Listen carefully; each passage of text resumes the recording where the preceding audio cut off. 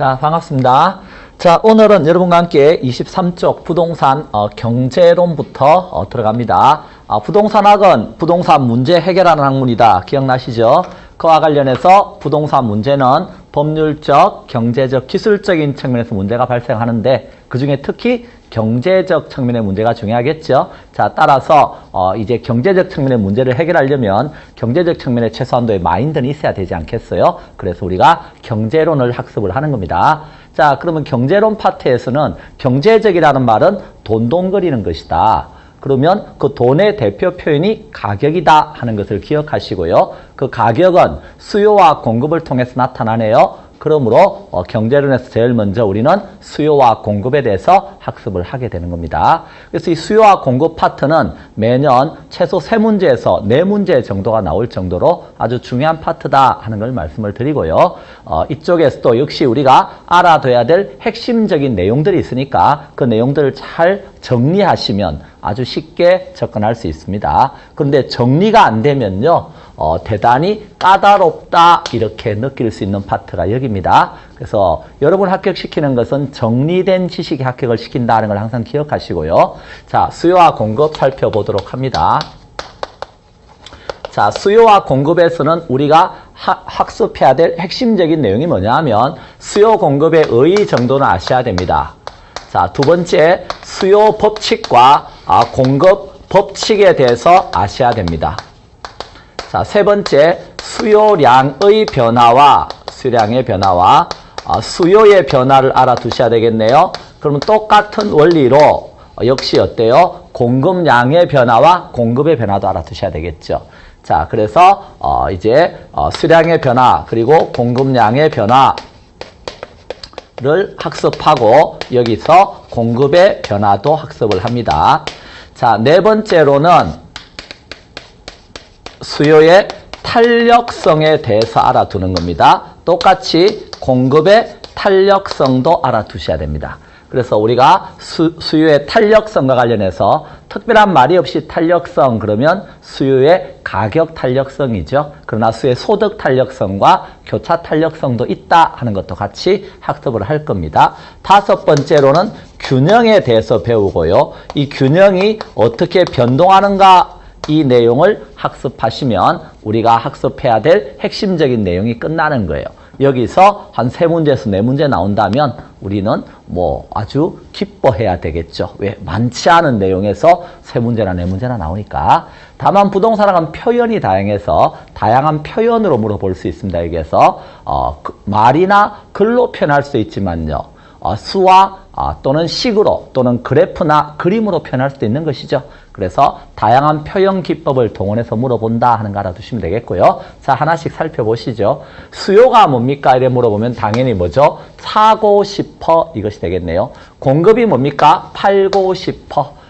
조금 더 길게 표현하면요. 수요는 일정 기간 동안에 재화와 서비스를 구매하고자 하는 욕구 이렇게 표현할 수 있고요. 공급은 일정 기간 동안에 공급자가 재화와 서비스를 판매하고자 하는 욕구 이렇게 표현할 수 있겠죠. 자, 따라서 수요나 공급이라 모두 이제 의의에서 좀 살펴보면 일정 기간을 전제로 해서 측정하는 개념이다. 자, 그래서 일정 기간을 전제로 측정하는 변수를 우리는 유량 변수, 영어로는 flow 이렇게 쓰는 거죠. 자, 유량 변수라고 쓰고, 자, 그 다음에 수요는 여기에서 일정 기간 동안에 소비자가 재화와 서비스를 구매하고자 하는 건 이미 사버린 건 아니죠. 그래서 수요는 사전적 개념이다. 이미 사버린 건 수요가 아니라는 거죠. 자, 사고자 하는 욕구입니다. 근데 욕구는 욕구인데요. 구매력이 뒷받침되어 있는 욕구여야 시장에서 의미가 있겠죠. 이와 같이 구매력이 뒷받침되어 있는 욕구를 뭐라고 씁니다? 유효수요라고 씁니다. 그래서 수요에 의해서는 이 3가지 내용을 알아두십시오라고 지금 23쪽에 써놓고 있네요. 개념에서. 유효수요는 당연히 구매력이 뒷받침되어 있어야 되니까 이 구매력과 관련해서 은행에서 융자 받는다든가 이런 것들도 다 구매력이 됩니다. 그죠? 예, 그렇게 알아두시고.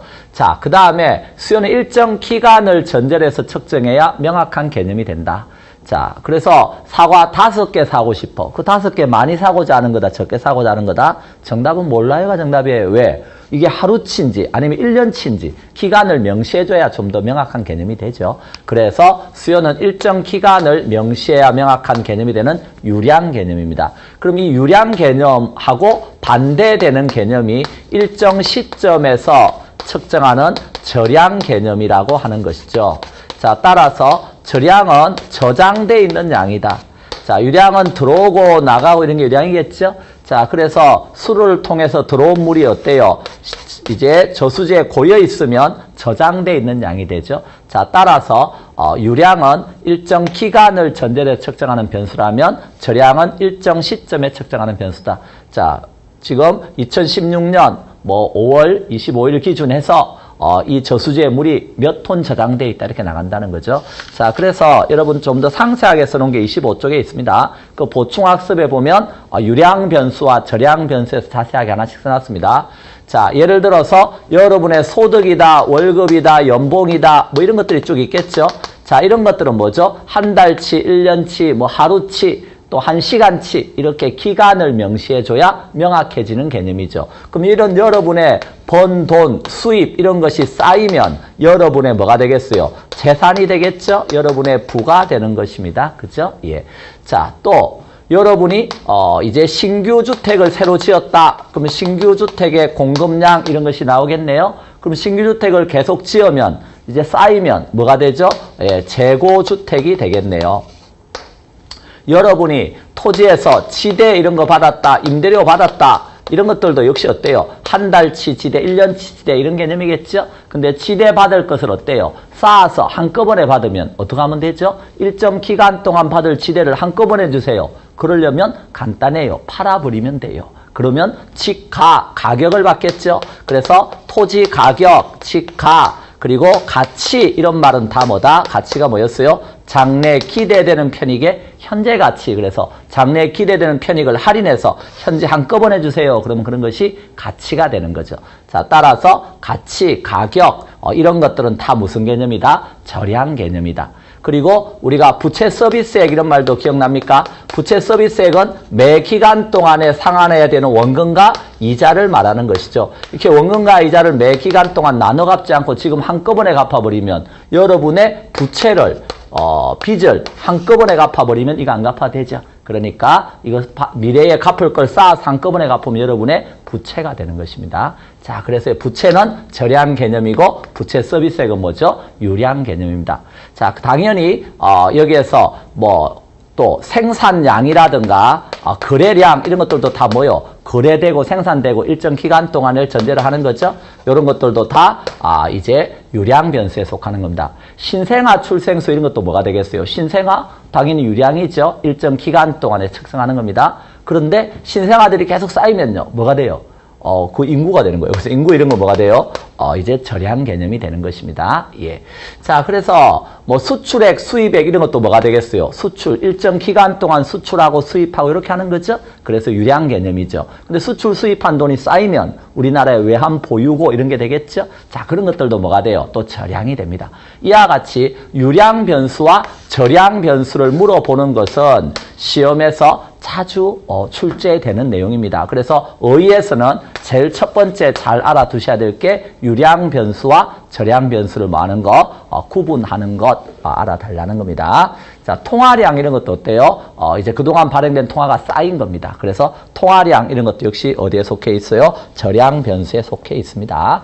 자, 그래서 그런 내용들 한번 생각하시면서 유량과 저량을 봐주세요 하는 겁니다. 의의에서는 요 내용이 제일 중요하다 하는 거 기억하시고요. 자, 두 번째로 수요 법칙에 대해서도 역시 어때요? 우리가 잘 알아두셔야 되겠다.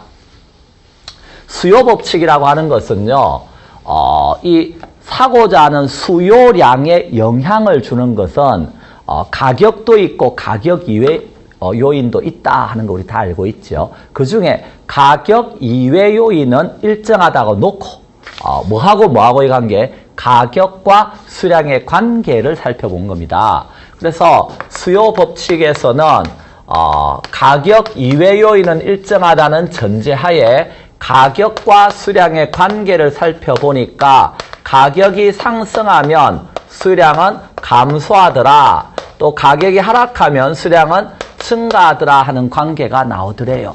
그래서 이걸 글로 표현할 때는 이렇게 표현하는 거죠. 가격과 수량은 서로 무슨 관계에 있습니다? 반비례 관계에 있습니다. 라고 책에 쓰는 거예요. 근데 우리가 말로 표현할 때는요, 이렇게 표현하는 거죠. 비싸면 안 사고요, 싸면요, 더 사는 걸 뭐라 그래요? 수요 법칙이라 그래요, 이렇게. 그래서 전 앞으로 이렇게 표현할 겁니다. 비싸면 안 사, 싸면 더 사. 이것을 무슨 법칙? 수요 법칙 이렇게 부르는 거예요. 다만 수요 법칙은 표현이 다양한데요. 이것을 그래프로 표현하게 되면 자, 세로축은 프라이스, 가격과 관련된 걸 쓰게 되고요. 임대차 시장에서 가격은 뭐죠? 임대료입니다. 따라서 가격이란 표현 대신에 어때요? 임대료 이런 표현이 올 수도 있습니다. 자, 그 다음에 여기 수량은 QD 이렇게 표현하겠습니다. 수량은 Quantity of Demand, 그래서 수요량이란 뜻입니다. 반비례라고 하는 건 그래프가 이런 식으로 그려지는 걸 반비례 관계에 있다고 표현합니다. 그래서 이 반비례한다 라고 했을 때 그 말의 의미는 P0일 때 Q0만큼 사고자 하는데요. P1으로 가격이 올랐어요. 그럼 비싸면요. 사고자 하는 양이 많아진다, 적어진다? 적어진다.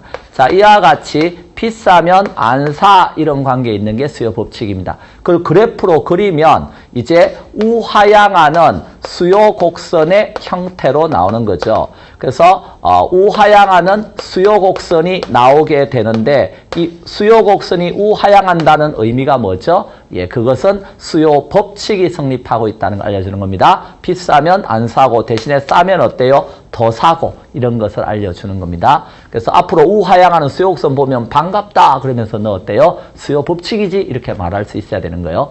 자, 이것을 또 어떻게 표현할 수 있죠? 수와 식으로 표현할 수도 있죠. 이 경우에 100에서부터 내려간다 그러면요. 수와 식으로 표현하면 세 번째 어떻게 표현할 수 있어요?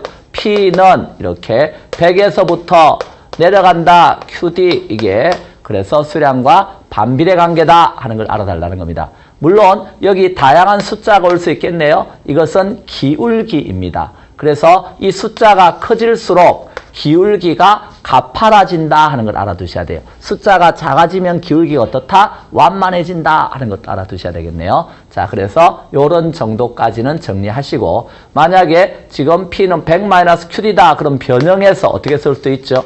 QD는 100 마이너스 자리 바꾸면 P 이렇게 쓸 수도 있죠. 자, 그래서 이 경우도 똑같이 우하향하는 무슨 곡선? 수요 곡선이다 하는 걸 알아두셔야 돼요.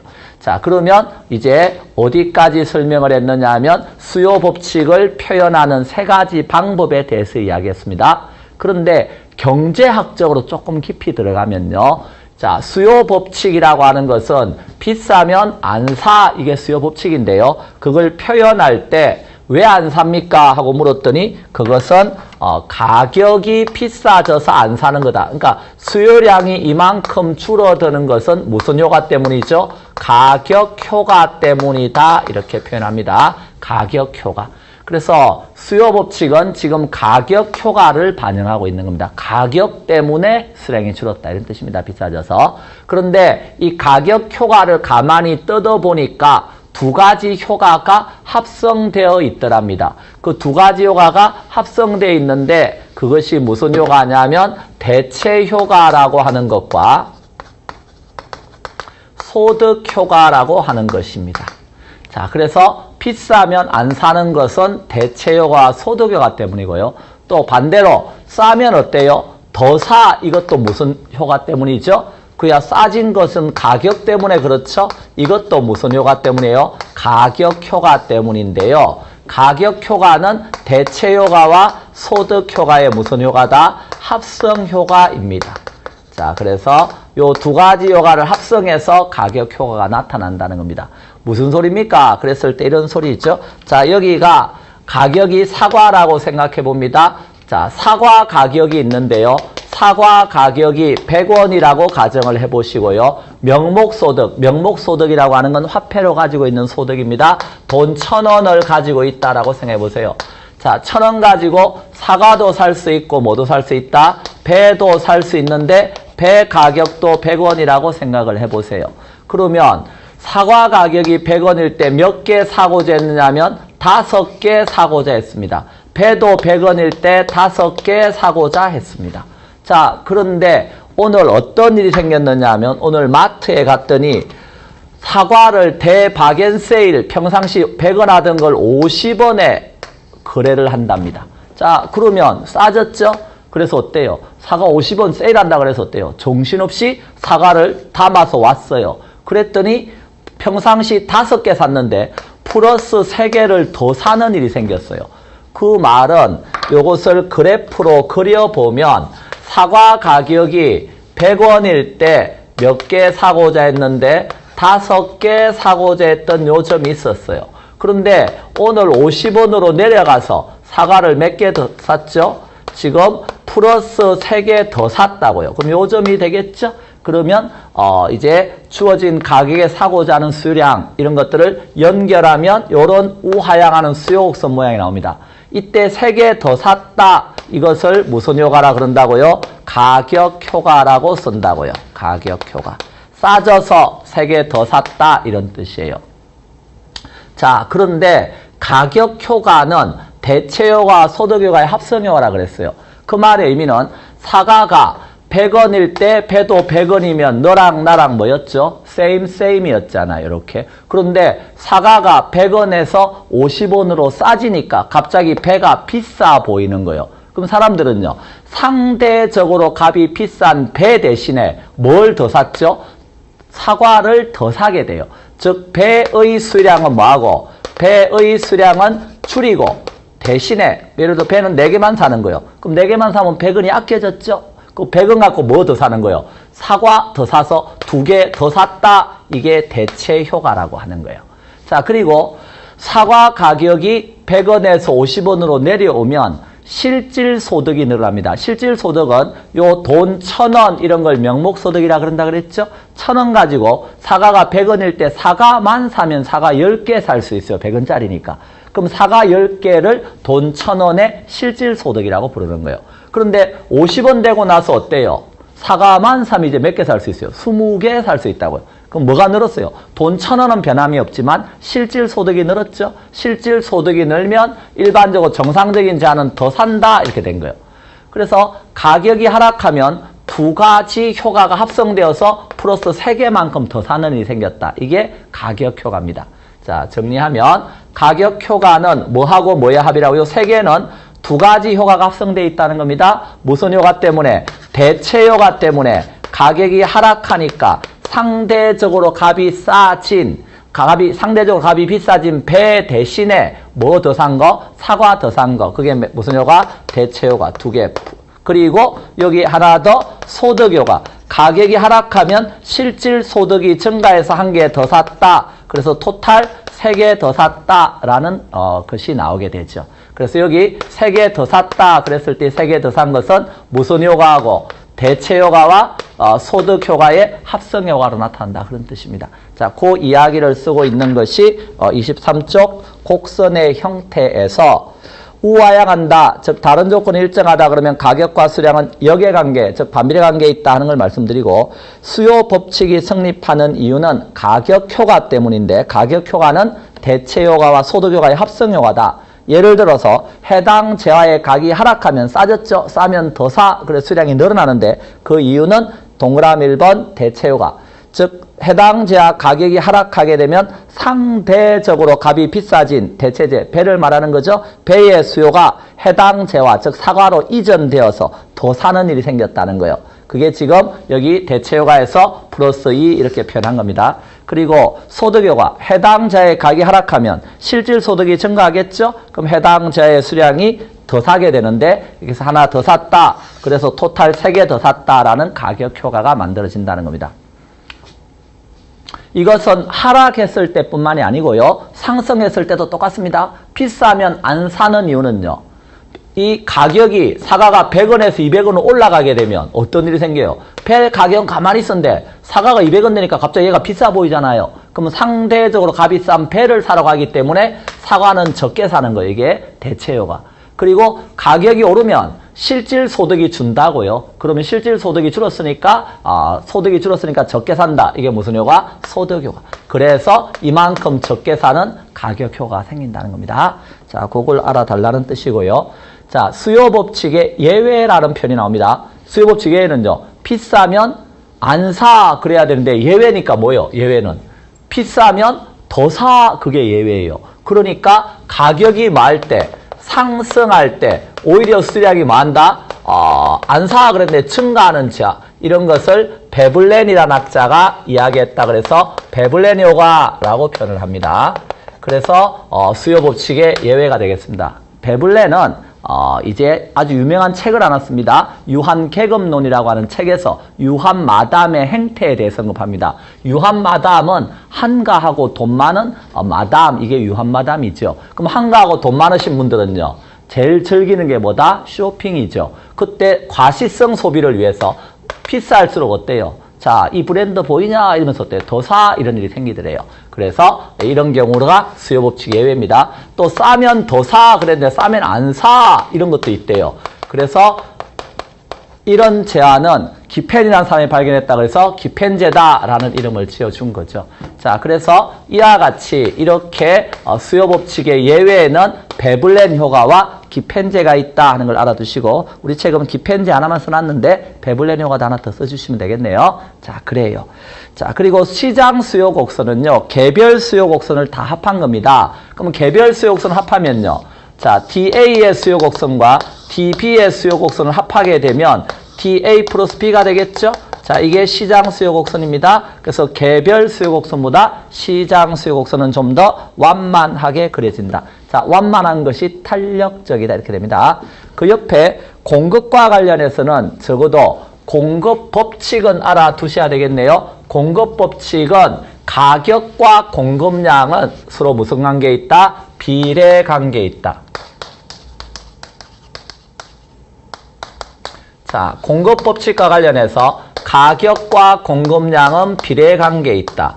자, 그 말은 가격이 상승하면 공급량이 증가하고 가격이 하락하면 공급량이 감소하는 거죠.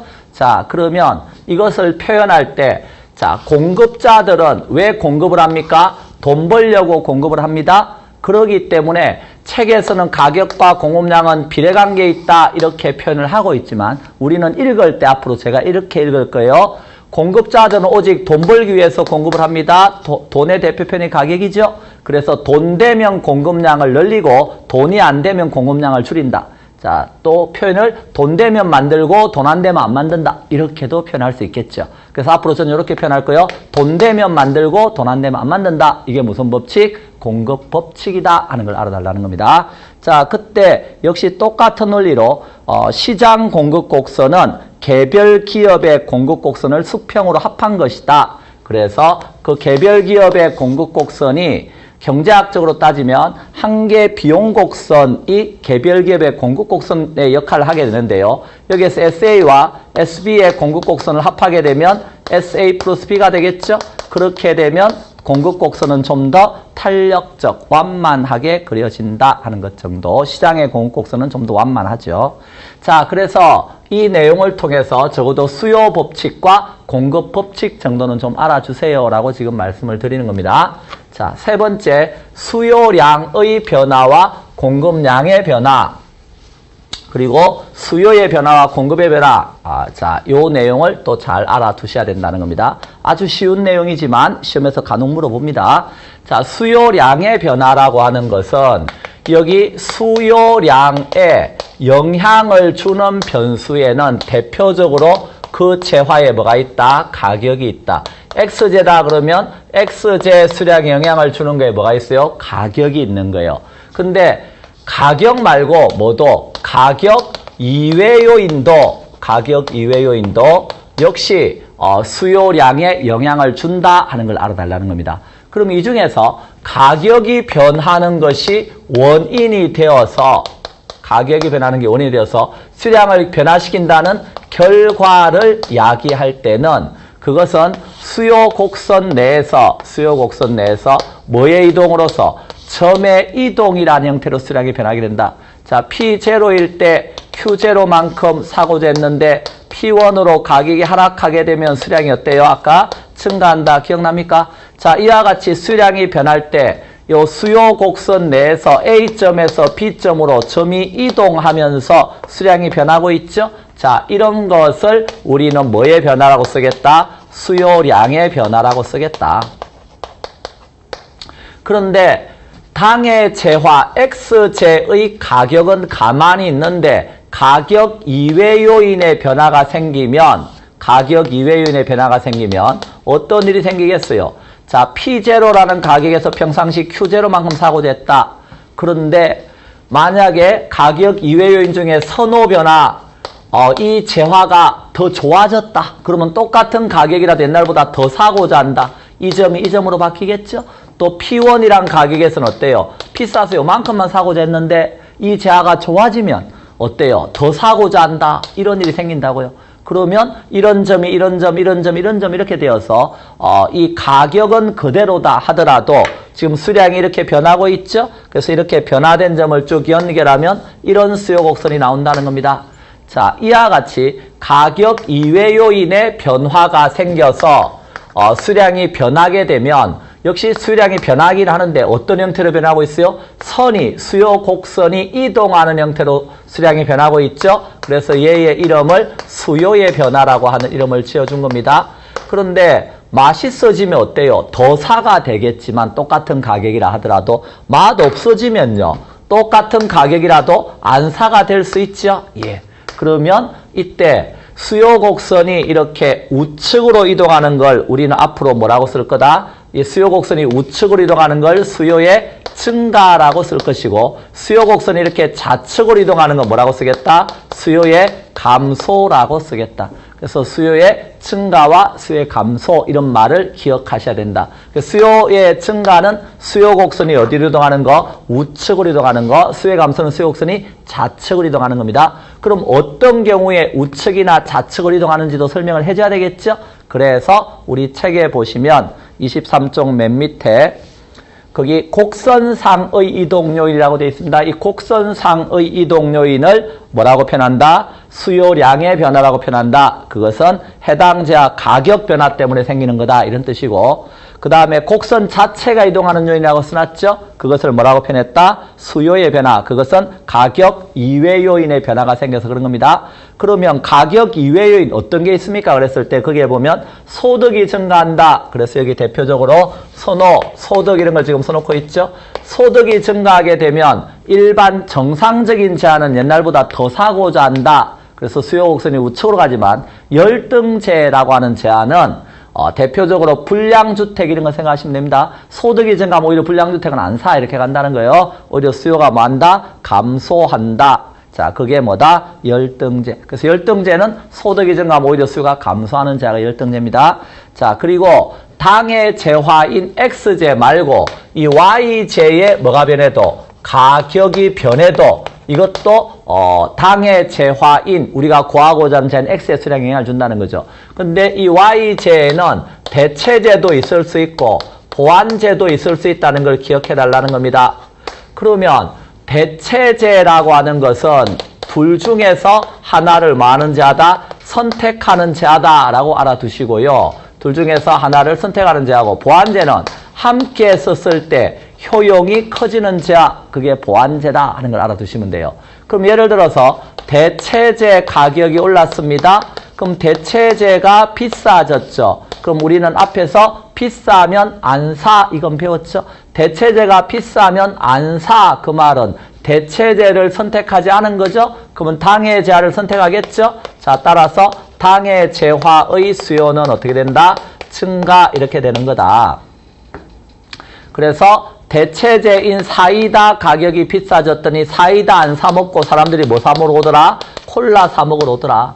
그래서 콜라 가격은 가만히 있었는데요. 옛날에 콜라 이만큼 사고자 했었거든요, 사람들이. 근데 이만큼 더 온 거예요. 왜 왔어요? 물어봤더니 뭐라 그러는 거예요? 사이다가 비싸져서 이제 사이다 안 사먹고 콜라 사먹으러 왔어요. 이렇게 된 거죠. 자, 그래서 대체제 가격이 상승하면 대체제 비싸니까 안 사고 우리가 구하고자 하는 당의 재화 사러 온다. 수요 증가.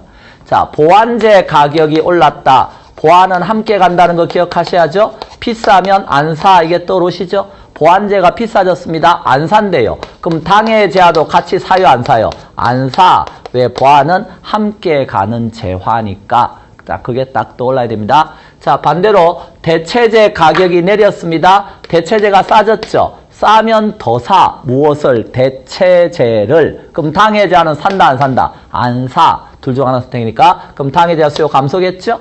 자, 보완제 가격이 하락했습니다. 보완제가 싸졌어요. 싸면 더 사. 무엇을? 보완제를. 그럼 당해자도 같이 더 사. 왜? 보완은 함께 가는 제하니까. 그래서 요런 논리가 딱 여러분 머릿속에 있어야 된다 하는 겁니다. 자, 그리고 뒤로 넘겨보시면 24쪽 메뉴에 가격 예상이라는 표현이 나옵니다. 이 가격 예상은 현재 가격이 올랐다는 게 아닙니다. 가격 expectation 예상입니다. 그러면 가격 상승이 예상되면요. 수요자 입장에서는요. 오르기 전에 빨리 사야죠. 수요 증가입니다. 자, 반대로 가격 하락이 예상되면요. 여러분 아파트 가격이 막 내려갈 것 같아요. 그러면요. 지금 사요 안 사요? 안 사. 그래서 금기 수요는 감소가 되는 겁니다. 자, 금리가 하락하면 수요는 당연히 증가고요. 뭐 세금 이런 건 많이 부과해도 수요는 감소하게 됩니다. 자, 그런 정도는 알아달라는 겁니다. 그럼 똑같은 원리로 여기 수요량의 변화와 뭐가 있으면 수요의 변화라고 하는 게 있으면 똑같이 뭐도 있겠어요? 공급량의 변화와 공급의 변화도 있는 거예요. 그럼 공급량의 변화라고 하는 건 뭐겠어요? 공급량의 변화라고 하는 것은 여기 공급량의 변화라고 하는 것은 이것은 공급 곡선 안에서 뭐의 이동이다? 점의 이동이다. 이렇게. 왜 이동을 할까요? 그야 당해자의 뭐가 변해서? 가격이 변해서 그런 일이 생긴 거다. 가격이 올라가면 공급자들이 돈 되는 데서 공급량을 늘린다 그랬죠? 그러면 공급량이 변합니다. 이건 공급 곡선 안에서 점의 이동이죠? 자, 이와 같이 가격이 변하는 게 원인이 되어서 공급량에 영향을 미치면 이것을 뭐의 변화? 공급량의 변화라고 쓰는 것입니다. 자, 그런데 가격 이외 요인이 변하는 것이 원인이 돼서 공급량에 영향을 미치면 공급 곡선 자체가 어떻게 된다는 거예요? 이동하는 형태로 공급량이 변한다는 거예요. 그러면 공급 곡선이 우측으로 갔다. 이건 공급의 뭐다? 증가가 되겠습니다. 좌측으로 갔다. 이건 공급의 뭐다? 감소가 되겠습니다. 그러면 가격 이외 요인 어떤 게 있는가 살펴봐야 되겠죠? 그래서 여기에 공급의 변화가 나오는 거죠.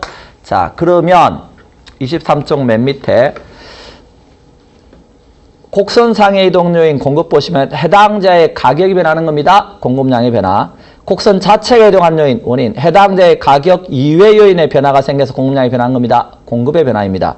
자, 그럼 공급의 변화와 관련해서 생산 기술이 발전했다. 그러면 공급은 당연히 증가하는 일이 생기게 됩니다. 우측 이동입니다. 자, 생산 요소 가격이 하락했다. 그럼 생산비가 적게 들거든요. 그러면 공급은 증가가 되고요. 생산 요소 가격이 상승했다. 그러면 공급은 감소가 됩니다. 자, 그 다음에 관련자의 가격 변화는 수요도 있고 공급도 있습니다. 그때 대체재 가격이 올랐다라는 말이 나옵니다. P가 프라이스 가격을 말합니다. 대체재 가격이 오르면 공급자들은 뭐라고 말을 하느냐 하면 공급자들은 대체재 돈 되는 거 이렇게 외친다고요. 아까 가격과 공급량은 서로 무슨 관계인데? 비례관계인데 공급량은 비례관계인데 가격이 오르면 공급량이 증가한다 그랬습니다. 이 말이 무슨 뜻이라고요? 돈 되면 만든다 이런 뜻이라 그랬잖아요. 그럼 대체재 가격이 오르면 대체재 뭐 되는 거? 돈 되는 거 이렇게 되는 거예요. 그럼 대체재 공급량을 늘리겠죠. 대체재는 둘 중 하나 선택이라는 걸 기억하셔야 돼요. 그러면 당해자의 공급은 어떻게 돼요? 감소가 됩니다.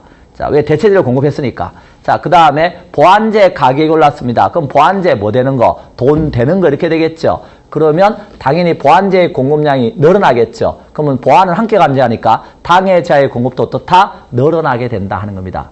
자, 시험에서는 이렇게 물어봤어요. 주택 가격이 상승했습니다. 그러면 주거용지 공급은 어떻게 될까요? 이렇게 물어봤네요. 자, 한번 생각해보세요. 주택하고 주거용지는 대체재일까요? 보완제일까요?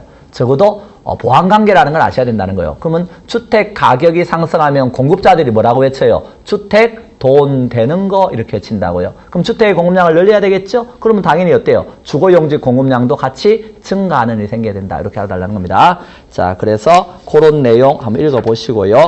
자, 24쪽 가서 역시 마찬가지입니다. 가격 예상, 여기도 수요와 마찬가지로 있는데, 자, 가격 상승이 예상됩니다. 한번 생각해보세요. 여러분이 공급자입니다. 그러면 가격 상승이 예상되면요. 지금 빨리 팔 이유가 없죠. 미래가 돈 될 때니까. 그래서 현재 공급은 감소가 됩니다. 그래서 좌측으로 가는 겁니다. 그 다음에 가격 하락이 예상되면요. 아이고, 빨리 주가가, 주식 생각해봐요. 주가가 떨어질 것 같아. 그러면 주식 갖고 있어요. 떨어지기 전에 뭐 해야 돼요? 빨리 팔아야 되겠죠? 그래서 현재 공급은 증가합니다. 자, 그래서 요런 내용 헷갈리지 말고 정리하시고요. 금리가 하락하면 공급은 증가합니다. 조세 감면해주면 공급 증가고요. 보조금 줘도 공급 증가합니다. 자, 이런 정도 내용은 좀 알아달라는 겁니다. 공급자 수가 많아져서 당연히 공급은 증가하겠죠? 예. 자, 그래서 여기에서 우리가 어디까지 배웠느냐 하면 수요 법칙을 통해서 우하향하는 수요 곡선 배웠고요. 공급 법칙을 통해서 우상향하는 공급 곡선 배웠습니다. 그리고 수량의 변화와 공급량의 변화는 가격이 변하는 게 원이 되어서 수요 곡선이나 공급 곡선에서 점의 이동이라는 걸 배웠고요. 수요의 변화, 공급의 변화는 이것은 가격 이외 요인의 변화 때문에 수요 곡선이 우측이나 좌측으로 이동하거나 공급 곡선이 우측이나 좌측으로 이동한다. 그래서 시험에서 뭘 많이 물어보느냐 하면 이 수요량의 변화, 수요의 변화를 구분하는 것도 물어보고요. 어떤 경우에 수요 곡선이 우측으로 가는가, 좌측으로 가는가 이런 것들 잘 물어봅니다. 역시 공급 곡선도 마찬가지죠. 어떤 경우에 우측으로 가는가, 좌측으로 가는가 이런 것 정도는 좀 알아야 된다. 그래서 여기까지 우리가 학습을 했네요. 그러면 잠깐 쉬었다가 문제 한번 풀어볼까요? 예.